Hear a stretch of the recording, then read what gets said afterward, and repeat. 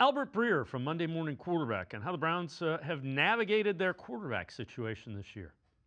Again, like the players know, you know what I mean? Like, and if this were some sort of obvious thing, like, I think it would have happened earlier because the players would have made it known what was going on and made it uncomfortable for the coaches, because if you're deficient in the most important position on the field, that's going to make things harder for everybody, and so, I don't know, like the sense I got just paying attention to it was that the Browns players believed, in the moment that Dillon Gabriel was the best option for them. Now, like I think, with Shedeur given the chance to start, some of the things that they saw him doing around the facility over the course of last week made them feel a lot better about him being the starter, for last week. And then he does a few things in the game, and you want to see a little bit more. We'll see where it goes. You know what I mean? Like, I just think it's one of those things. Like, I mean, look, like, and you were at camp.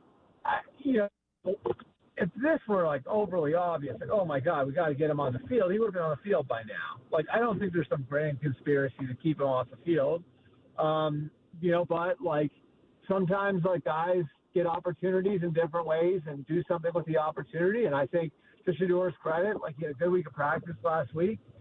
He did extra, to try to get himself and the guys around him ready to play with him. And, I think some of that showed up on Sunday. So now, he's created another opportunity for himself. We'll see what he does with it. Brad, relative to Gabriel and Shedeur, I think that's fine. I understand what he's saying. My only question is, why'd you get rid of, you had a 40-year-old quarterback in Joe Flacco. Why'd you get rid of Kenny Pickett?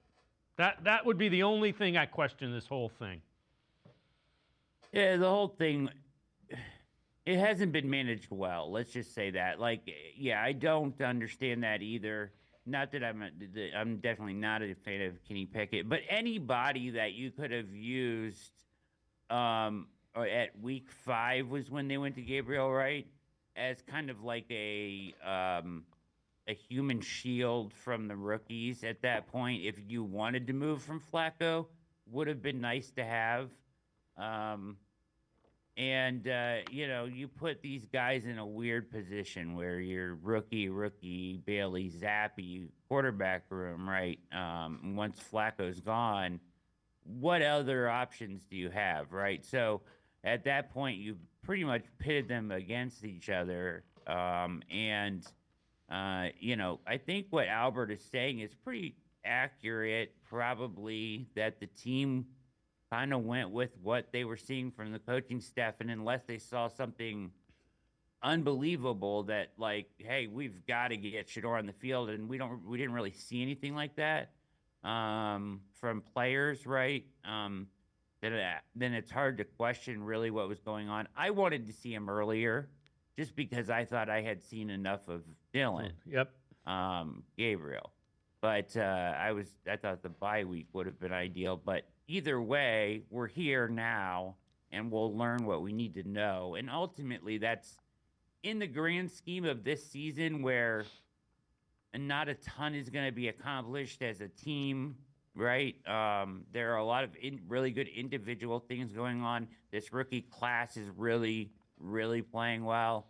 And you're seeing some guys carve out roles that should be good for the future. The one thing you needed to find out at quarterback is one of these guys truly a franchise-level quarterback? We're going to find that out by the end of the year, and ultimately that's the main goal.